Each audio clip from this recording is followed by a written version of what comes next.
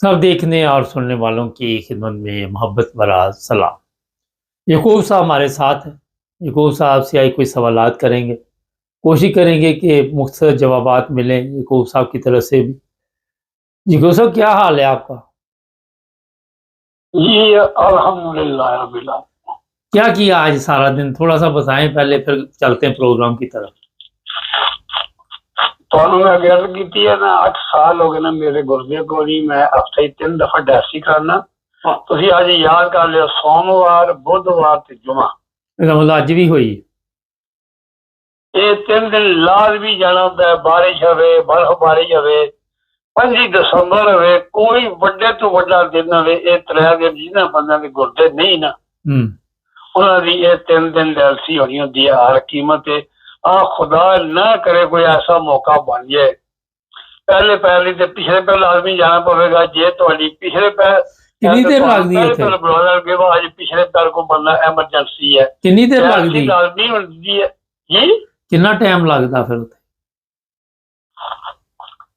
4 घंटे टाइम है। जिसले नवा नवा बंदे मशीन लगती है ना ये खून इतना गंदा नहीं होता ते ਬੰਦੇ ਨੂੰ ਕਈਆਂ ਨੂੰ ਹਫਤੇ ਹੀ 2 ਵਾਰੀ ਵੀ ਕਰਦੇ ਨੇ। ਅੱਛਾ। ਤੇ 3 ਘੰਟੇ ਵੀ ਕਰਦੇ। ਮੇਰੀ ਵੀ ਪਹਿਲਾਂ 8ਵਾਂ ਸਾਲ 3 ਸਾਲ ਮੇਰੀ ਵੀ ਹਫਤੇ 2 ਵਾਰੀ ਹੁੰਦੀ ਰਹੀ ਹੈ। ਅੱਛਾ, ਇਹਦੇ ਨਾਲ ਇਹ ਦੱਸੋ, ਇਹ ਤੇ ਹੋ ਰਹੀ, ਇਹਦੇ ਨਾਲ ਕੋਈ ਹੋਰ ਵੀ ਤਕਲੀਫ ਹੁੰਦੀ ਹੈ? ਪਿਸ਼ਾਬ ਵਗੈਰਾ ਇਹਦੇ ਵਿੱਚ ਕੋਈ ਮਸਲਾ ਬਣਦਾ? ਪਿਸ਼ਾਬ ਤੇ ਜਵੇਦ ਸਾਹਿਬ ਨਹੀਂ ਆਉਂਦਾ ਤਾਂ ਹੀ ਤੇ ਡਾਇਲਸਿਸ ਸ਼ੁਰੂ ਹੋ ਗਿਆ। ਅਗਰ ਪਿਸ਼ਾਬ ਆਵੇ ਗੁਰਦੇ ਤੁਹਾਡੇ ਸਹੀ ਕੰਮ ਕਰਨ ਤੇ ਫਿਰ ਤੇ ਡਾਇਲਸਿਸ ਦਾ ਮਸਲਾ ਹੀ ਕੋਈ। ਡਾਇਲਸਿਸ ਉਹ ਤੋਂ ਹੀ ਮਸ਼ੀਨ ਲੱਗਦੀ ਹੈ ਜਦੋਂ ਤੁਹਾਨੂੰ ਪਿਸ਼ਾਬ ਤੁਹਾਡਾ ਬੰਦ ਹੋ ਜਾਂਦਾ ਨਹੀਂ ਆਉਂਦਾ। ਅੱਛਾ, ਠੀਕ ਹੈ। ਅੱਛਾ, ਹੁਣ ਇਹ ਦੱਸੋ ਮੈਂ ਨਾਲ ਥੋੜਾ ਥੋੜਾ ਪਿਆ ਹੁੰਦਾ ਬੰਦੇ ਨੂੰ ਜਿਸ ਵੇਲੇ ਮਸ਼ੀਨ ਲੱਗ ਜਾਂਦੀ ਹੈ। ਇਹ ਮਸ਼ੀਨ ਕਿਉਂਕਿ ਖੂਨ ਗੰਦਾ ਹੋ ਜਾਂਦਾ ਅੰਦਰ ਰੁਕ ਜਾਂਦਾ ਬੰਦਾ ਮਰਨ ਵਾਲਾ ਹੋ ਜਾਂਦਾ ਬੰਦਾ। ਅਗਰ ਡਾਇਲਸਿਸ ਉਸੇ ਵੇਲੇ ਉਹ ਤੁਹਾਨੂੰ ਕਰਾ ਜਿਹਾ ਪਾਉਂਦੇ ਨੇ ਵਿੱਚ ਇਨਸਾਨ ਦੇ ਬਾਅਦ ਜਾਂ ਸੀਨੇ ਵਿੱਚ ਤੇ ਤੁਹਾਨੂੰ ਅਗਰ ਮਸ਼ੀਨ ਨਾ ਲੱਗੇ ਤੇ ਬਗੈਰ ਮਸ਼ੀਨ ਤੋਂ ਤੁਸੀਂ 24 ਘੰਟੇ ਜ਼ਿੰਦਾ ਨਹੀਂ ਹੋ ਰਹਿ ਸਕਦੇ, ਫੜਕ ਕੇ ਮਰ ਜਾਓਗੇ। ਅੱਛਾ। ਤੇ ਜੇ ਮਸ਼ੀਨ ਲੱਗ ਜਾਂਦੀ ਹੈ ਨਾ ਤੇ ਫਿਰ ਇਹ ਹੈ ਉਹ ਖੂਨ ਸਾਫ਼ ਕਰਦੀ ਹੈ। ਠੀਕ ਹੈ, ਗੁਰਦਾ ਚੇਂਜ ਵੀ ਤੇ ਕਰ ਦਿੰਦੇ ਨੇ। ਥੋੜਾ ਥੋੜਾ ਛੋਟਾ ਪਿਆ ਪਿਆ ਨਹੀਂ, ਗੁਰਦਾ ਚੇਂਜ ਵੀ ਤੇ ਕਰ ਦਿੰਦੇ ਨੇ ਨਾ। ਇੱਥੇ ਮੈਂ ਕਈ ਲੋਕਾਂ ਨੂੰ ਮਿਲਿਆ ਜੇ ਗੁਰਦਾ ਚੇਂਜ ਹੁੰਦਾ ਜੀ ਉਹ ਆਪਣੇ ਆਪਣੇ ਵਕਤਾਂ ਦੀ ਗੱਲ ਹੈ। ਕਈਆਂ ਬੰਦਿਆਂ ਨੂੰ ਤੇ ਜੇ ਨੰਬਰ ਜਲਦੀ ਆ ਜਾਂਦਾ ਹੈ, ਕਈਆਂ ਦਾ ਨੰਬਰ ਕਿਉਂਕਿ ਗੁਰਦੇ ਦਾ ਨੰਬਰ ਹੁੰਦਾ ਨਾ ਜਿਸ ਵੇਲੇ ਬੰਦਾ ਬਿਮਾਰ ਹੁੰਦਾ ਉਸੇ ਦਿਹਾੜੇ ਹੀ ਉਹ ਬੰਦੇ ਦਾ ਨੰਬਰ ਨੂੰ ਪਤਾ ਹੁੰਦਾ ਕਿ ਬੰਦੇ ਨੂੰ ਇਸ ਨੰਬਰ ਦਾ ਗੁਰਦਾ ਮਿਲੇਗਾ ਤੇ ਗੁਰਦੇ ਦਾ ਇਹ ਸਾਈਜ਼ ਹੈ। ਉਹ ਜਿਸ ਵੇਲੇ ਉਹ ਪਾਉਂਦੇ ਨੇ ਨੰਬਰ ਵਿੱਚ ਬੰਦੇ ਤੁਹਾਡੇ ਅੱਗੇ 1000 ਬੰਦਾ 500 ਬੰਦਾ 2000 ਬੰਦਾ ਤੁਹਾਡਾ ਆਪਣੇ ਨੰਬਰ ਤੇ ਆਉਣਾ। ਫਿਰ ਇੱਕ ਵਾਰੀ ਇਹ ਹੁੰਦਾ ਕਿ ਤੁਹਾਡਾ ਨੰਬਰ ਪਿੱਛੇ ਹੈ ਲੇਕਿਨ ਜਿਸ ਬੰਦਾ ਨੰਬਰ ਆ ਗਿਆ ਜਿਹੜਾ ਗੁਰਦਾ ਤੁਹਾਨੂੰ ਪਤਾ ਇਹ ਇੱਥੇ ਖਰੀਦਦਾ ਤੇ ਕੋਈ ਪਾਕਿਸਤਾਨ ਤੇ ਕੋਈ ਨਾ ਇੱਥੇ ਕੋਈ ਨਾ ਕੋਈ ਜ਼ਮੀਂਦਾਰਾਂ ਦੀ ਹਕੂਮਤ ਹੈ ਤੇ ਨਾ ਕੋਈ ਅੰਮ੍ਰਿਤਸਰੀਆਂ ਕੰਜਰਾਂ ਦੀ ਹਕੂਮਤ ਹੈ। ਇੱਥੇ ਇਹ ਇਨਸਾਨ ਨੇ ਜਿਹਨੂੰ ਅਸੀਂ ਕਾਫਰ ਕਹਿੰਦੇ ਆ ਯਕੀਨ ਕਰੋ ਤੇ ਅਸੀਂ ਕਾਫਰ ਨੂੰ ਕਹਿੰਦੇ ਆ ਪਰ ਜਿਹਨਾਂ ਦੀ ਆਦਤਾਂ ਤੱਕੀ ਹੈ ਨਾ ਮੈਂ ਅੱਜ ਯਕੀਨ ਕਰੋ ਪਰਸੋਂ ਮੇਰੀ ਡਾਕਟਰ ਆਈ ਸੀ ਬੁੱਧਵਾਰੀ 2 ਹਫ਼ਤੇ ਬਾਅਦ ਡਾਕਟਰ ਵੱਡੀ ਚੈੱਕ ਕਰਦੀ ਹੈ ਜਿਹੜੀ ਡਿਵੀਜ਼ਨ ਚੋਂ ਆਉਂਦੀ ਹੈ। ਉਹਨੇ ਮੈਨੂੰ ਨਹੀਂ ਦੱਸਿਆ। ਅੱਜ ਮੇਰੇ ਕੋਲ ਸੁਬਾਹ ਜਿਹੜੀ ਉਹ ਮਸ਼ੀਨ ਲਾਉਂਦੀ ਹੈ ਦਲਾਲੀ ਆਈ ਹੈ ਉਹਨਾਂ ਨੇ ਡਾਕਟਰ ਦੇ ਕੰਪਿਊਟਰ 'ਚ ਬਹਿ ਕੇ ਯਕੂਬ ਨੂੰ ਦਵਾਈ ਦਿਓ। ਮੈਂ ਘਰ ਕੇ ਤੱਕੀਏ 180 ਯੂਰੋ ਦੀ ਦਵਾਈ ਦਿਓ ਤੇ ਉਹਨੇ ਕਿਹਾ 1 ਮਹੀਨਾ ਕੱਢੇ ਦੀ 8 ਮਹੀਨੇ ਤੈਨੂੰ ਫਰੀ ਲੱਭੇ ਕਰੇਗੀ। ਹਿਸਾਬ ਲਾ ਲਓ ਕੋਈ ਪੈਸਾ ਨਹੀਂ ਦੇਣਾ ਤੂੰ, 1 ਪੈਸਾ ਨਹੀਂ। ਇਹ ਵੀ ਜਿਹੜਾ ਤੁਸੀਂ ਉੱਥੇ ਜਾਂਦੇ ਜੇ ਗੱਡੀ ਲੈ ਕੇ ਜਾਂਦੀ ਛੱਡ ਕੇ ਜਾਂਦੀ, ਗੱਡੀ ਲੈ ਕੇ ਜਾਂਦੀ ਹੈ ਗੱਡੀ ਛੱਡ ਕੇ ਜਾਂਦੀ ਹੈ। ਬਾਈਪਾਸ ਮੇਰਾ ਫਰੀ ਹੋਇਆ ਗੁਰਦੇ ਮੇਰੇ ਜਿਹੜੇ ਖਤਮ ਹੋਏ ਨੇ ਸਾਰਾ ਜਿੰਨਾ ਮੇਰਾ ਕੰਮ ਹੋਇਆ ਉਹ ਫਰੀ ਹੋਇਆ। ਮੈਨੂੰ ਬਲੱਡ ਪ੍ਰੈਸ਼ਰ ਤੇ ਮੇਰਾ ਸ਼ੂਗਰ ਕੰਟਰੋਲ ਨਹੀਂ ਹੁੰਦੀ। 2 ਸਾਲ ਪਤਾ ਨਹੀਂ 2 ਵਾਰੀ ਮੈਂ ਕੋਮੇ 'ਚ ਗਿਆ ਤੇ ਵਧੀਆ ਨਾਲ ਬਚਿਆ। ਮੈਂ ਇੱਕ ਵਾਰੀ ਮੈਂ 11 ਘੰਟੇ ਕੋਮੇ 'ਚ ਰਿਹਾ ਤੇ ਇੱਕ ਵਾਰੀ 5 ਘੰਟੇ। ਨਹੀਂ ਤੇ ਇਹ ਦੱਸੋ ਹੁਣ ਜਿਹੜਾ ਸਵਾਲ ਇਹਦੇ 'ਚ ਕਰਨ ਵਾਲਾ ਵਾ ਤੁਹਾਨੂੰ ਇਹ ਫ੍ਰੀ ਸਰਵਿਸ ਦੇ ਰਹੇ ਨੇ, ਗੁਰਦੇ ਵਾਸ਼ ਹੋ ਰਹੇ ਨੇ, ਪਿਕ ਐਂਡ ਡ੍ਰੌਪ ਵੀ ਚੱਲ ਰਿਹਾ, 4 ਘੰਟੇ ਤੁਸੀਂ ਆਰਾਮ ਵੀ ਕਰ ਰਹੇ ਜੇ। ਉੱਥੇ ਆ ਕੇ ਆਪਣੀਆਂ ਲੋਕਾਂ ਦੀਆਂ ਤਸਵੀਰਾਂ ਵੀ ਲੱਗੀਆਂ ਹੁੰਦੀਆਂ ਕਿ ਮਸ਼ੀਨ ਫਲਾਣੇ ਬੰਦੇ ਨੇ ਲਾਈ ਹੈ ਜਿਹੜੇ ਗੁਰਦੇ ਵਾਸ਼ ਕਰਦੀ ਹੈ। ਗੱਡੀ ਦੇ ਬਾਹਰ ਤਸਵੀਰ ਕਿਸੇ ਲੱਗੀ ਦੀ ਕਿ ਜਿਹੜੀ ਤੁਹਾਨੂੰ ਲੈ ਕੇ ਜਾਂਦੀ ਛੱਡ ਕੇ ਜਾਂਦੀ। ਪਾਕਿਸਤਾਨ ਸਾਡੇ ਤਸਵੀਰਾਂ ਲਾ ਦਿੰਦੇ ਨੇ ਆਪਣੀਆਂ। ਸਵਾਲ ਹੀ ਪੈਦਾ ਨਹੀਂ ਹੁੰਦਾ। ਕਰਮਾ ਲਿਓ ਮੈਂ ਜੀ ਹੈਲੋ ਇਸ ਦਾ ਵੀ 4 ਲੱਖ ਰੁਪਇਆ ਪਹਿਲੇ ਹਾਲ ਦਾ ਮੇਰੇ ਤੇ 1 ਮਹੀਨੇ ਦਾ ਖਰਚਾ ਗਵਰਨਮੈਂਟ ਦਾ ਕਿੰਨਾ 4 ਲੱਖ ਰੁਪਇਆ ਕਿੰਨੀ ਦੇਰ ਦਾ 1 ਮਹੀਨੇ ਦਾ। ਅੱਛਾ ਉਹ ਗਵਰਨਮੈਂਟ ਦੇ ਰਹੀ ਜਿਹੜੀ ਹੈ। ਗੱਡੀਆਂ ਦਾ ਖਰਚਾ ਪਾਓ 13 ਵਾਲੀ ਦਿਹਾੜੀ ਹੁੰਦੀ ਹੈ ਮੇਰੀ ਮਹੀਨੇ 'ਚ। ਕੋਈ ਜੇ 31 ਦਾ ਮਹੀਨਾ ਹੋਵੇ ਨਾ ਤੇ ਸੋਮਵਾਰ ਤੋਂ ਸ਼ੁਰੂ ਹੋਵੇ ਤੇ 14 ਦਿਹਾੜੀਆਂ ਵਰਨਾ 13 ਲਾਜ਼ਮੀ ਹੁੰਦੀਆਂ ਨੇ ਸਵਾਏ ਫਰਵਰੀ ਤੋਂ। ਨਹੀਂ ਉਹ ਇੰਨੇ ਪੈਸੇ ਤੁਹਾਡੇ ਤੇ ਲਾ ਰਹੇ ਨੇ, ਇੰਨੇ ਪੈਸੇ ਤੁਹਾਡੇ ਤੇ ਲਾ ਰਹੇ ਨੇ ਤੇ ਉਹ ਆਪਣਾ ਇਹ ਵੀ ਦੱਸੋ ਮੈਨੂੰ। ਉੱਤੇ ਫੋਟੋਆਂ ਵੀ ਲੱਗੀਆਂ ਹੁੰਦੀਆਂ ਹਸਪਤਾਲ 'ਚ ਕਿ ਮਰੀਮ ਨੇ ਹਸਪਤਾਲ ਬਣਾਇਆ ਹੈ, ਫਲਾਣੇ ਨੇ ਬਣਵਾਇਆ ਹੈ, ਮਸ਼ੀਨ ਫਲਾਣੇ ਨੇ ਲਵਾਈ ਹੈ। ਮੇਰਾ ਇਹ ਸਵਾਲ ਸੀ ਕੋਈ ਚੀਜ਼ ਨਹੀਂ ਨਾ ਲੱਗੀ ਹੁੰਦੀ। ਉਹ ਅੱਲਾ ਨੇ ਉਹ ਫੋਟੋ ਇੱਥੇ ਕਿ ਲੱਗਣੀ ਹੈ ਬਈ ਮੈਂ ਤੁਹਾਨੂੰ ਦੱਸ ਨਹੀਂ ਸਕਦਾ ਕੀ ਕਰੀਏ। ਜਿਹੜੇ ਸਾਨੂੰ ਬੰਦੇ ਖੜਦੇ ਨੇ 2 ਬੰਦੇ ਮੇਰੇ ਯਕੀਨ ਕਰ ਲਓ ਗੱਡੀ 'ਚ ਥੱਲੇ ਲਾ ਲੈਣੇ ਤੇ ਮੈਨੂੰ ਮੈਂ ਹਾਲਾ ਠੀਕ ਠਾਕ ਮੈਨੂੰ ਆਲਾ ਮੈਂ ਤੇ ਅੱਲਾ ਦਾ ਕਰਮ ਹੈ। ਉਹ ਉਹਦੇ ਲਈ ਖੂਬ ਜਦੋਂ ਤੇਰਾ ਬਾਈਪਾਸ ਹੋਇਆ 3 ਸਾਲ ਹੋ ਗਏ ਬਾਈਪਾਸ ਮੇਰਾ ਆਇਆ ਤੇ ਡਾਕਟਰਾਂ ਨੇ ਆਖਿਆ ਇਹਨੂੰ ਬਾਹੋਂ ਫੜ ਕੇ ਨਾ ਮੰਜੀ ਤੇ ਬਿਠਾ ਕੇ ਆਪ ਕਰੋ। ਇਹਦਾ ਘਰ ਪੁੱਤਰ ਹੈ, ਧੀ ਹੈ, ਇਹਦੀ ਬੀਵੀ ਉਹਦੇ ਹਵਾਲੇ ਕਰਕੇ ਕਿਉਂ ਜਿਹੜੀ ਡੈਥ ਹੁੰਦੀ ਉਸ ਤੋਂ ਬਾਅਦ ਹਾਰਟ ਅਟੈਕ ਦਾ ਖਤਰਾ ਹੁੰਦਾ ਹੈ। ਅੱਛਾ ਕਮਜ਼ੋਰ ਮੈਂ ਸਮਝ ਗਿਆ। ਕਮਜ਼ੋਰ ਬੜਾ ਹੋ ਗਿਆ ਇਹਦੀ ਹੱਡੀ। ਉਹ ਆਖਦੇ ਨੇ ਬਈ ਇਹ ਸਾਡੇ ਲੋਕੇ ਲਾ ਕੇ ਤੁਰਦਾ ਤੁਸੀਂ ਇਹਦੇ ਨੂੰ ਰੇਹੜੀ 'ਚ ਪਾ ਕੇ ਲਾਓ ਤੇ ਰੇਹੜੀ 'ਚ ਪਾ ਖਾਓ ਕਰੋ। ਮੈਂ ਉਹਨਾਂ ਨੂੰ ਆਖਿਆ ਮੈਂ ਰੇਹੜੀ 'ਚ ਨਹੀਂ ਪੈਣਾ ਇਸ ਵਾਸਤੇ ਵਜੀ ਸਾਡੇ ਮੈਂ ਰੇਹੜੀ। ਅੱਛਾ ਜੇ ਤੁਸੀਂ 8 ਸਾਲ ਅਗਰ ਤੁਸੀਂ ਪਾਕਿਸਤਾਨ ਹੁੰਦੇ ਇਸਲਾਮੀ ਜਮਹੂਰੀਆ ਪਾਕਿਸਤਾਨ ਇਹ ਤੇ ਕਾਫਰਾਂ ਦਾ ਮੁਲਕ ਹੈ ਨਾ ਜਿਹਦੀ ਤੁਸੀਂ ਗੱਲ ਸੁਣਾ ਰਹੇ ਜੇ ਨਾ। ਤੁਹਾਨੂੰ ਕਾਫਰ ਚੁੱਕਦੇ ਨੇ, ਕਾਫਰ ਲਾਉਂਦੇ ਨੇ, ਕਾਫਰ ਮਸ਼ੀਨਾਂ ਲਾਉਂਦੇ ਨੇ, ਕਾਫਰ ਇਹ ਕਰਦੇ ਨੇ, ਕਾਫਰ ਉਹ ਕਰ। ਲੇਕਿਨ ਅਹਿਲੇ ਕਿਤਾਬ ਨੇ ਕਾਫਰ ਪਤਾ ਨਹੀਂ ਕਿਸੇ ਦੇ ਮਜ਼ਹਬ ਵੱਲ ਜਾਂਦੇ ਨਹੀਂ। ਅਗਰ ਤੁਸੀਂ ਪਾਕਿਸਤਾਨ ਹੁੰਦੇ 8 ਸਾਲ ਤੁਹਾਡਾ ਕੀ ਹਸ਼ਰ ਹੋਣਾ ਸੀ? ਹੁਣ ਇਹ ਦੱਸੋ ਅੱਜ ਦੇ ਪ੍ਰੋਗਰਾਮ 'ਚ। ਬਾਕੀ ਛੱਡ ਦਿਓ ਰੋਜ਼ ਉਹ ਬਾਕੀ ਪ੍ਰੋਗਰਾਮ ਕਰਦੇ ਰਹਿੰਦੇ। ਇਹ ਦੱਸੋ ਫਿਰ ਕੀ ਬਣਨਾ ਸੀ ਤੁਹਾਡਾ?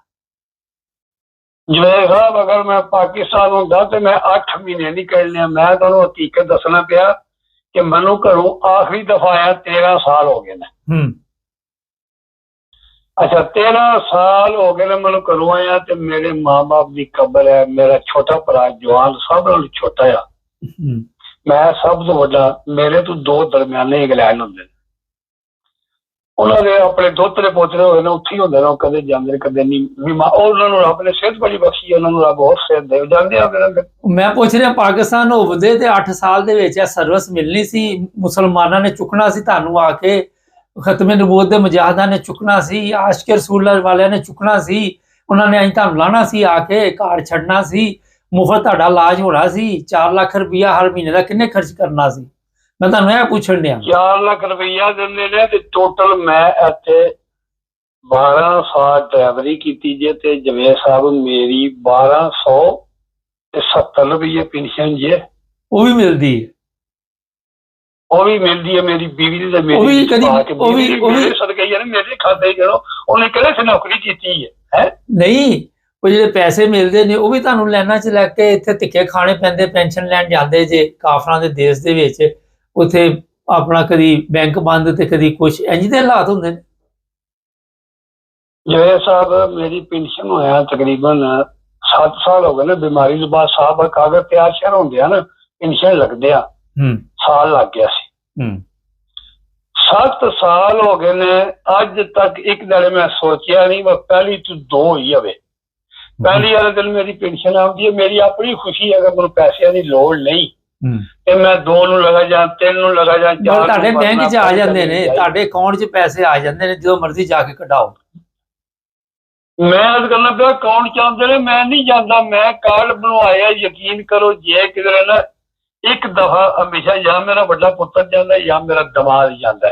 ਉਹਨਾਂ ਨੂੰ ਮੈਂ ਕਾਰਡ ਦੇਣਾ ਉਹ ਜਿਹੜੀ ਲੋੜ ਹੋਵੇ ਘਰੋਂ ਖਰਚਾ ਲਿਆਉਂਦੇ ਨੇ ਕਢਾ ਕੇ ਲਿਆ ਕੇ ਮੈਨੂੰ ਕਾਰਡ ਦੇ ਸਕਦੇ ਨੇ। ਇੱਕ ਦਫਾ ਦਮਾਦ ਮੇਰਾ ਉਹਨੇ ਕੰਮ ਤੇ ਜਾਣਿਆ ਜਲਦੀ ਕੀਤੀ ਉਹਦੇ ਕੋਲ ਨੰਬਰ ਗਲਤ ਮਾਰ ਗਿਆ। ਪਿੰਨ ਕੋਡ ਮਾਰਿਆ ਤੇ ਉਹ ਬਲਾਕ ਹੋ ਗਿਆ ਤੇ ਉਹ ਫਿਰ ਉਹਨੇ ਅੰਦਰ ਗਿਆ ਉਹਨੂੰ ਜੀ ਮੇਰਾ ਬਲਾਕ ਹੋ ਗਿਆ ਮੈਂ ਗਲਤੀ ਨਾਲ ਮੇਰੇ ਕੋਲ ਨੰਬਰ ਗਲਤ ਬੋਲ ਗਿਆ। ਜਿਹਦਾ ਅਕਾਊਂਟ ਹੈ ਕਾਰਡ ਨਾਲ ਤੂੰ ਪੈਸੇ ਕੱਢ ਸਕਦਾ ਲੇਕਿਨ ਆਵੇ ਉਹ ਹੀ ਆਪਣੇ ਡਾਕੂਮੈਂਟ ਪੂਰੇ ਲੈ ਕੇ ਜਿਹਦਾ ਅਕਾਊਂਟ ਹੈ। ਮਤਲਬ ਤੇ ਆਪਣੀ ਗਲਤੀ ਸੀ ਨਾ ਉਹ ਤੇ ਤੁਹਾਡੀ ਸੇਫਟੀ ਦੇ ਲਈ ਉਹਨਾਂ ਨੇ ਨਹੀਂ ਦਿੱਤਾ। ਮਗਰ ਤੁਸੀਂ ਇਹ ਚੀਜ਼ਾਂ 70 ਸਾਲ ਅਸੀਂ ਰੋਜ਼ ਪ੍ਰੋਗਰਾਮ ਕਰਨੇ ਆ, ਰੋਜ਼ ਇੱਕੋ ਹੀ ਰੋਣਾ ਰੋਨੇ ਆ। ਤੁਸੀਂ ਦੇਖ ਸਕਦੇ ਜੇ ਕਿ ਪਾਕਿਸਤਾਨ ਦੇ ਵਿੱਚ ਕੋਈ ਪੈਨਸ਼ਨ ਤੇ ਬੁੱਢਾ ਬੰਦਾ ਚੱਲ ਜੇ, ਉਹਦਾ ਇਲਾਜ ਫ੍ਰੀ, ਉਹਦੀ ਕੋਈ ਜ਼ਿੰਦਗੀ 'ਚ ਸਕੂਨ ਆਏ। ਹਾਲਾਂ ਸਕੂਨ ਆਉਣਾ ਚਾਹੀਦਾ। ਤੁਸੀਂ ਇਹ ਚੀਜ਼ਾਂ ਕਦੀ ਦੇਖੀਆਂ ਜਾਂ ਸੁਣੀਆਂ ਕਿ ਇੰਝ ਦੀ ਸਹੂਲਤ ਹੈ? ਪਾਕਿਸਤਾਨ 'ਚ ਮੈਂ 19 ਸਾਲ ਬੱਸ ਚਲਾਈ ਜੀ, ਬੜੀ ਮੁਸ਼ਕਲ ਡਿਊਟੀ। ਅੱਜ ਕੱਲ੍ਹ ਤੇ ਮੈਂ ਤੱਕਣਾ ਨਾ ਟੀਵੀ ਤੇ ਖਬਰਾਂ, ਤੇ ਯਕੀਨ ਕਰੋ ਮੈਂ ਹੈਰਾਨ ਪਰੇਸ਼ਾਨ ਹੋ ਜਾਂਦਾ। ਜਵੇਦ ਸਾਹਿਬ, ਐਸੀ ਐਸੀ ਪਿਆਰੀ ਬੱਸ ਹੈ, ਐਸੇ ਐਸੇ ਪਿਆਰੇ ਮੋਟਰਵੇ ਬਣੇ ਨੇ। ਸਾਡੇ ਜ਼ਮਾਨੇ ਦੇਸੀ ਸੜਕਾਂ ਹੁੰਦੀਆਂ, ਯਕੀਨ ਕਰੋ ਵੱਜੇ ਫਿਰ ਖਾਈ ਨੂੰ ਟੱਪ ਜਾਈਏ ਤੇ ਤੋੜ ਜਾ ਕੇ। ਮੈਨੂੰ ਪਤਾ ਵਾ, ਸਾਰੇ ਲੋਕਾਂ ਨੂੰ ਇਹ ਪਤਾ ਵਾ ਕਿ ਪਾਕਿਸਤਾਨ 'ਚ ਹੁਣ ਤਬਦੀਲੀ ਆਈ ਹੈ। ਮੈਂ ਬੱਸਾਂ ਦੀ ਗੱਲ ਨਹੀਂ ਕਰ ਰਿਹਾ, ਮੈਂ ਇਨਸਾਨਾਂ ਦੀ ਗੱਲ ਕਰ ਰਿਹਾ ਕਿ ਇਨਸਾਨਾਂ ਨੂੰ ਇਹ ਸਹੂਲਤਾਂ ਉੱਥੇ ਮਿਲ ਸਕਦੀਆਂ ਜਿਹੜੀਆਂ ਤੁਹਾਨੂੰ ਇਟਲੀ ਦੇ ਵਿੱਚ ਮਿਲ ਰਹੀਆਂ। ਪਾਕਿਸਤਾਨ 'ਚ ਇਹ ਸਹੂਲਤ ਮਿਲਦੀ ਹੈ। ਮੈਂ ਗੱਲ ਲਾਉਣ ਲਗਾ ਹੁੰਦਿਆ ਜਨਾਬ ਵਾਲੇ ਪੁਲ ਤੇ ਜੱਸੇ ਰੋਕ ਲਿਆ, ਪੁਲਿਸ ਨਾਲ ਦਿਹਾੜੀ ਨਾਲ ਲਾਣੀ ਹੁੰਦੀ ਹੈ। ਜਿਸ ਤਰ੍ਹਾਂ ਜਿਹੜੀ ਸਬਜ਼ ਲਵਾਨ ਦੀ ਬੀਵੀ ਨੇ ਕਿਹਾ ਲੁੱਟੋ ਮੁਲਕ ਨੂੰ, ਕਰੋੜਾਂ ਰੁਪਇਆ ਮੈਨੂੰ ਸ਼ਾਮ ਨੂੰ ਚਾਹੀਦਾ ਰੋਜ਼ ਦਾ। ਜ਼ੁਲਮ ਦੀ ਇੰਤਹਾ। ਮੈਂ ਰਾਤੀ ਖਬਰਾਂ ਪਿਆ ਸੁਣਦੇ ਆ ਕਿ ਬੱਸ ਨੂੰ ਚਲਾਉਣ 15,000 ਰੁਪਇਆ ਟਰਾਲੇ ਨੂੰ, ਤੇ ਮੋਟਰਸਾਈਕਲ ਗਰੀਬ ਬੰਦਾ ਜਿਹੜਾ ਪੈਟਰੋਲ ਪਵਾਉਣ ਤੋਂ ਮਜਬੂਰ ਹੈ, ਉਹਨੂੰ ਵੀ ਘੱਟ ਤੋਂ ਘੱਟ 2,000 ਨਹੀਂ ਕਿ ਜ਼ਿਆਦਾ ਪਾਇਦਾ ਜੁਰਮਾਨਾ ਕਰੋ ਡੇਲੀ। ਅੰਨੀ ਪਈ ਹੈ। ਉਹ ਮੈਂ ਨਾ ਮੁਜੱਸੇਲ ਰੋਕਿਆ ਗੱਡੀ ਨੂੰ, ਗੱਡੀ ਬਿਲਕੁਲ ਨਵੀਂ 0 ਮੀਟਰ। ਮੈਂ ਪਹਿਲੇ ਫੇਰੇ ਲਗਾ ਜਾਂਦੇ ਆ, ਉਹਨਾਂ ਥੱਲੇ ਟਾਇਰ ਚੈੱਕ ਕੀਤੇ ਜਨਾਬ, ਮੇਰੀ ਅੱਗੋਂ ਪਿੱਛੋਂ ਸਾਰਾ ਜੱਗ ਸ਼ੱਗ ਪੁੱਛ ਪੱਛ ਕੇ ਜੋ ਕੁਝ ਕਰ ਤੱਕੇ ਗੱਡੀ ਦੇ ਮੇਰੇ ਕੋਈ ਚੀਜ਼ ਨਾ ਲੱਭੀ। ਤੇ ਉੱਤੇ ਉਹ ਨਾ ਸਾਹਮਣੇ ਫਰੰਟ ਤੇ ਨਾ ਮਸਜਿਦ ਦੀ ਫੋਟੋ ਲਾਹੌਰ ਬਾਡੀਆਂ ਨੇ ਬਣਾਉਂਦੇ ਨੇ, ਹੁਣ ਤਾਂ ਪਤਾ ਨਹੀਂ ਕੀ ਬਣਾਉਂਦੇ ਹੋਣਗੇ। ਉਹ ਆਦਾ ਹਵਾਲਾ ਲਾ ਕੇ ਮੁਜੱਸੇਲ ਨੂੰ ਸਾਰੇ ਨੇ ਉੱਤੇ ਮਸਜਿਦ ਦੀ ਇੱਕ ਨਾ ਫੋਟੋ ਬਣਵਾਈ ਹੈ, ਬੜੀ ਵੱਡੀ ਮਸਜਿਦ ਦੀ ਹੈ। ਇਹ ਗੈਰ ਕਾਨੂੰਨੀ ਹੈ। ਉਹ ਮੁਜੱਸੇਲ ਪੈਨਸਲ ਫੜ ਲਈ, ਚਲਾਨ ਕਰਨ ਲੱਗਾ। ਉਹਨਾਂ ਬਹਾਨੇ ਵੀ ਕਰਨਾ ਸੀ, ਗੱਲ ਦੇ ਵਿੱਚ ਆਈ ਕੋਈ ਨਹੀਂ। ਪਿੰਨੇ ਦੇ ਹੋਏ, ਪਿੰਨੇ ਦਾ ਕੰਮ ਹੈ ਕਿ ਜਿਹੜਾ ਉੱਥੋਂ ਆਰਡਰ ਮਿਲਣਾ, ਇਹਨਾਂ ਨੂੰ ਇਹ ਨਹੀਂ ਕਿ ਰੋਜ਼ੀ ਰੱਬ ਕੋਲੋਂ ਮੰਗੀਏ। ਇਹਨਾਂ ਨੌਕਰੀ ਕਰਨੀ ਹੁੰਦੀ ਹੈ। ਕੋਈ ਤੇ ਨਸਲੀ ਖੁਦ ਆਪੂ ਪਿੰਨੇ ਹੁੰਦੇ ਨੇ, ਤੇ ਕੁਝ ਪਿੱਲੇ ਬਣ ਜਾਂਦੇ ਨੇ ਨੌਕਰੀ ਕਰਨ ਵਾਸਤੇ, ਆਪਣਾ ਜ਼ਮੀਰ ਵੇਚ ਸਕਦੇ ਨੇ। ਉਹ ਮੈਂ ਜੇ ਉਹਨਾਂ ਨਾਲ ਗੱਲ ਕਰਨੀ, ਜਵੇਦ ਸਾਹਿਬ ਤੁਹਾਨੂੰ ਹਕੀਕਤ ਦੱਸਾਂ, ਮੈਂ ਸਾਰੀ ਜ਼ਿੰਦਗੀ ਮੈਂ ਤੁਹਾਨੂੰ ਆਖਿਆ ਤੁਸੀਂ ਉਹ ਚਲਾਨ ਹੋਇਆ ਕਿ ਬਚ ਗਏ ਮਸਜਿਦ ਵਾਲਾ, ਪਹਿਲੇ ਉਹ ਤੇ ਪੂਰੀ ਕਰ ਲਓ। ਉਹ ਮੈਂ ਉਹੀ ਪੂਰੀ ਕਰ ਲਵਾਂ। ਮੈਂ ਗੱਲ ਸੱਚੀ ਕਰ ਲੂ ਨਹੀਂ, ਬਾਰਾਮ ਦਾ ਬੜੇ ਬੜੇ ਮੌਕੇ ਮੈਂ ਉਹਨੂੰ ਆਖਿਆ ਉਹ ਜੇ ਤੈਨੂੰ ਬਾਸ਼ੀ ਨਾ ਚੰਗੀ ਲੱਗਦੀ ਹੈ ਤੇ ਮੈਂ ਅਗਲੀ ਵਾਰੀ ਜਿਨ੍ਹਾਂ ਦੀ ਗੱਡੀ ਉਹਦੀ ਮਿਲਕਤ ਕਰ ਲਾਂਗਾ, ਇੱਥੇ ਮੰਜ਼ਰ ਦੀ ਫੋਟੋ ਬਣਾਓਗੇ, ਸਾਡੀ ਪੁਲਿਸ ਨੂੰ ਉਹ ਚੰਗੀ ਲੱਗਦੀ ਹੈ। ਉਹ ਬੜਾ ਆਕੜਿਆ, ਉਹਨੂੰ ਬੜਾ ਗੁੱਸਾ ਲੱਗਾ, ਉਹ ਮੈਨੂੰ ਮਾਰਨ ਨੂੰ ਪੈ ਗਏ ਮੁਜੱਸੇਲ ਵੀ। ਅੱਛਾ। ਪਰ ਉਹਨਾਂ ਨੂੰ ਇਹ ਨਹੀਂ ਪਤਾ ਜਵੇਦ ਸਾਹਿਬ ਉੱਥੇ ਗੁਜਰਾਤ ਨਾ ਖੁਦਾ ਦੀ ਕੁਦਰਤ, ਮੈਂ ਵੀ ਗੁਜਰਾਤ ਨਹੀਂ ਹਾਂ ਖਾਲੀਆਂ ਦਾ, ਤੇ ਮੇਰਾ ਮੁਰਸ਼ਦ ਕਾਮਲ ਹੈ। ਮੇਰੇ ਉੱਥੇ ਤਲਕਾਤ ਵੀ ਬੜੇ ਹਾਈ ਲੈਵਲ ਦੇ ਨੇ। ਮੈਂ ਉਹਨੂੰ ਆਖਿਆ ਮੇਰੇ ਨਾਲ ਬਦਤਮੀਜ਼ੀ ਨਾ ਕਰਿਓ, ਇਹ ਦੇਖ ਲਿਓ ਉਹ ਜਿੱਥੇ ਤੁਸੀਂ ਖਲੋਤੇ ਹੋ ਨਾ ਚਨਾਬ ਵਾਲੇ ਪੁਲ ਤੇ, ਇਹ ਜ਼ਿਲ੍ਹਾ ਵੀ ਮੇਰਾ ਤੇ ਇਹ ਸ਼ਹਿਰ ਵੀ ਮੇਰਾ ਤੇ ਮੇਰਾ ਮੁਰਸ਼ਦ ਵੀ ਕਾਮਲ ਜੇ। ਮੈਨੂੰ ਜਿਹਨੇ ਇੱਕ ਵੀ ਧੱਫਾ ਮਾਰਿਆ ਨਾ, ਬਹੁਤ ਮਹਿੰਗਾ ਪਵੇਗਾ। ਔਰ ਇੱਥੇ ਚੋਰਾਂ ਦੇ ਪੈਰ ਕੋਈ ਨਹੀਂ ਹੁੰਦੇ, ਉਹ ਖਲੋ ਗਏ। ਮੈਂ ਕਿਹਾ ਜੇ ਮੇਰੇ ਨਾਲ ਬਦਤਮੀਜ਼ੀ ਕੀਤੀ, ਮੈਂ ਇੱਥੇ ਖਲੋ ਗਈ, ਫਿਰ ਮੋਬਾਈਲ ਤੋਂ ਹੁੰਦਾ ਕੋਈ ਨਹੀਂ ਹੈ। ਮੈਂ ਕਿਹਾ ਮੈਂ ਗੱਡੀ ਇੱਥੇ ਪੁਲ ਦੇ ਉੱਤੇ ਖਲਵਾ ਸਕਣੀ, ਰੋਡ ਜਾਮ ਕਰ ਸਕਦਾ। ਤੇ ਮੈਂ ਬਹਿ ਕੇ ਨਾ ਰੱਖੀਏ ਤੇ ਜਾਂ ਗੁਜ਼ਾਰ ਟੁੱਟ ਜਾਣੇ, ਕਿਹੜਾ ਤੇ ਕਿਹੜਾ ਹੀ ਸਹੀ। ਉਹ ਮੈਨੂੰ ਉਹ ਮੌਲਵੀ, ਉਹ ਰੁੱਖਾ ਮੌਲਵੀ ਹੈ, ਅਸੀਂ ਆਪੇ ਕਰਨੇ ਤਾਰੀਆਂ ਭਰ ਜਾ। ਇਸ ਤੋਂ ਬਾਅਦ ਜਿਹੜਾ ਨਾ ਇਹ ਗੱਲ ਤਮੀਜ਼ ਨਾਲ ਕਰਿਆ ਕਰਦੇ ਨਾ ਗੱਲ ਕੀਤੀ ਹੈ, ਤੂੰ ਅੱਗੋਂ ਲਾ ਪਿਆ ਸਾਨੂੰ ਮੰਦਰ ਤੇ ਮਸੀਤਾਂ ਦੀ। ਇਹ ਤੇ ਪਾਕਿਸਤਾਨ ਦੀ ਹਾਲਤ ਜੇ ਯਕੀਨ ਕਰੋ, ਡਰਾਈਵਰ ਮੌਤ ਦੇ ਮੂੰਹ ਤੇ ਬੈਠੇ ਹੁੰਦੇ, ਥੱਲੇ 70-80 ਲੱਖ ਦੀ ਗੱਡੀ ਹੁੰਦੀ ਹੈ। ਇਹ ਅਕਸਰ ਜਿਹੜੇ ਡਰਾਈਵਰ ਲੋਕ ਹੁੰਦੇ ਨਾ, ਇਹ ਤੇ ਕੋਈ ਨਾ ਹੁੰਦਾ ਕੋਈ ਨਵਾਬ ਜਿਹੜਾ ਵੱਡਾ ਨਵਾਬ ਬੰਦਾ ਉਹ ਤੇ ਬੱਸ ਨਾ ਨਿਕਲ ਜੋੜੇ ਕਿਸੇ ਦੀ, ਮਜ਼ਦੂਰ ਹੀ ਬੰਦੇ ਹੁੰਦੇ ਨੇ, ਗਰੀਬਾਂ ਦੀ ਔਲਾਦ ਹੀ ਹੁੰਦੇ ਨੇ। ਜੇ ਕੋਈ ਚੰਗਾ ਹੀ ਅਮੀਰ ਹੈ ਕਿਸੇ ਆਪਣੀ। ਚਲੋ ਇਹ ਤੇ ਹੋ ਗਿਆ। ਹੁਣ ਕੀ ਪੈਗਾਮ ਦੇਣਾ ਅੱਜ ਦਾ ਪ੍ਰੋਗਰਾਮ ਚ ਦਿਓ? ਪ੍ਰੋਗਰਾਮ ਇਹ 2 ਮਿੰਟ ਕਰਨੇ। ਜਵੇਦ ਸਾਹਿਬ ਗੱਲ ਤੁਸੀਂ ਕਿਹਾ ਨਾ, ਉਹਨਾਂ ਕਈ ਵਾਰੀ ਲੰਮੀ ਦੀ ਗੱਲ ਕਰਦੇ, ਮੈਂ ਇਹ ਗੱਲ ਕਰਨਾ ਜੀ ਰਾਤ ਦੀ ਦਵਾਈ ਪਈ ਹੈ। ਅੱਜ ਇੱਕ ਛੋਟੀ ਜਿਹੀ ਗੱਲ ਕਰਨੀ, ਲੰਮੀ ਤੋਂ ਟਾਈਮ ਕੋ ਨਹੀਂ, ਕਿਉਂ ਤੁਹਾਡਾ ਪ੍ਰੋਗਰਾਮ ਹੋਇਆ। ਜਿਤਨੀ ਪਾਕਿਸਤਾਨੀ ਆਵਾਮ ਹੈ ਤੇ ਜਿਹੜੇ ਚੌਕੀਦਾਰ ਨੇ ਜ਼ਿੰਮੇਵਾਰ ਛੱਡ ਦਿਓ, ਇਹਨਾਂ ਤੇ ਫਰਜ਼ ਹੈ। ਮੇਰੀ ਗੱਲ ਗੌਰ ਨਾਲ ਸੁਣ ਲਓ ਚੌਕੀਦਾਰਾਂ ਦੇ ਮਾਂ-ਬਾਪ ਵੀ ਆਉਣਗੇ, ਭੈਣਾਂ ਭਰਾ ਵੀ ਆਉਣਗੇ, ਬੀਵੀ ਬੱਚੇ ਵੀ ਆਉਣਗੇ, ਰਿਸ਼ਤੇਦਾਰ ਵੀ ਆਉਣਗੇ, ਲੱਗਦੇ ਵੀ ਆਉਣਗੇ, ਜਿੰਨੇ ਪਾਕਿਸਤਾਨੀ ਸੁਣਦੇ ਹੋ ਪਏ। ਜਿਹੜਾ ਚੌਕੀਦਾਰ ਗਿਆ ਗਦਾ ਲੜਨ, ਉਹ ਜਨਮੀ ਦੇ ਮਨ ਗੋਲੀ ਮਾਰ ਲਓ, ਫਤਵਾ ਲਵਾ ਲਓ, ਪੂਰੇ ਪਾਕਿਸਤਾਨ ਦੇ ਰਮਾਇਕਾਂ ਕੋਲ। ਉੱਥੇ ਕੀ ਕਰਨ ਜਾ ਰਹੇ ਹੋ ਭਾਈ? ਹੈ ਤੁਹਾਡਾ ਕਿਹੜਾ ਕੰਮ ਉੱਥੇ ਜਾਣਾ? ਅੱਛਾ, ਜਾਂ ਤੇ ਬੋਲ ਕੇ ਆਖੋ ਕਿ ਅਸੀਂ ਉੱਥੇ ਚੱਲੇ ਹਾਂ ਮੁਸਲਮਾਨਾਂ ਦੀ ਹਿਫਾਜ਼ਤ ਕਰਨ। ਉਹ ਸ਼ੋਦੇ ਅੱਗੇ ਮੋਏ ਨੇ, ਉਹ ਅੱਗੇ ਰਹੀ ਕੋਨੇ ਕੋਈ ਚਾਰ ਘਰ ਰਹਿ ਗਏ, ਉਹ ਵੀ ਢਾਣੇ ਦੇ ਦਾਰਨ ਦੇ ਬੱਚੋ, ਜਿੱਥੇ ਉਹ ਬਾਰਿਸ਼ ਵਿੱਚ ਖਲੋ ਜਾਂਦੇ ਨੇ। ਵੀ ਤੁਸੀਂ ਕੀ ਕਰਨ ਚੱਲੇ ਹੋ? ਇੱਕ ਨੰਬਰ 2, ਜਿਹੜੀ ਪਾਕਿਸਤਾਨੀ ਪੂਰੀ ਕੌਮ ਹੈ, ਜਿੰਨਾ ਬੰਦੇ ਦੇ ਸਾਰੇ ਮਗਰ ਹੋਏ ਜੇ ਜ਼ਿੰਮੇਦਾਰ ਨੇ 5-6 ਇਹਨਾਂ ਮਗਰ ਹੋਏ ਨੇ, ਜਾਂ ਜ਼ਰਦਾਰੀ ਨਵਾਜ਼ ਸ਼ਰੀਫ ਮਗਰ। ਉਹ ਜ਼ਰਦਾਰੀ ਤੇ ਨਵਾਜ਼ ਸ਼ਰੀਫ ਨੂੰ, ਫਰਨਾਂਡੋ ਥਾਈਲੈਂਡੀਏ ਨੂੰ, ਬਫਲੂ ਨੂੰ, MKM ਨੂੰ ਤੁਸਾਂ ਪਾਵਰ ਦਿੱਤੀ ਹੈ। ਪਾਕਿਸਤਾਨੀ 5 ਕਰੋੜ ਆਵਾਮ, ਤੁਸੀਂ ਮੁਜਰਮ ਹੋ, ਤੁਸੀਂ ਵੋਟਾਂ ਪਾਉਂਦੇ ਹੋ। ਕੋਈ ਪਿੱਲਾ MP MLA ਉਹਨੂੰ ਮੁਲਤਵ ਕਰਦੇ ਹੋ, ਉਹ ਜਾ ਕੇ ਅਸੈਂਬਲੀ ਟਾਈ ਲਾ ਕੇ ਬਹਿ ਜਾਂਦਾ। ਉਹ ਜਿਤਨੇ ਜਿਹੜੇ ਕਾਨੂੰਨ ਬਣਦੇ ਨੇ ਪਏ ਜਵੇਦ ਸਾਹਿਬ, ਇਹ ਕੌਣ ਬਣਾਉਣ ਡਿਆ? ਕੌਣ ਅਸੈਂਬਲੀ ਬਿੱਲ ਪਾਸ ਕਰਵਾਉਂਦਾ ਪਿਆ? ਉਹ MLA ਤੇ MP ਵੋਟ ਪਾਉਂਦੇ ਨੇ ਪਏ,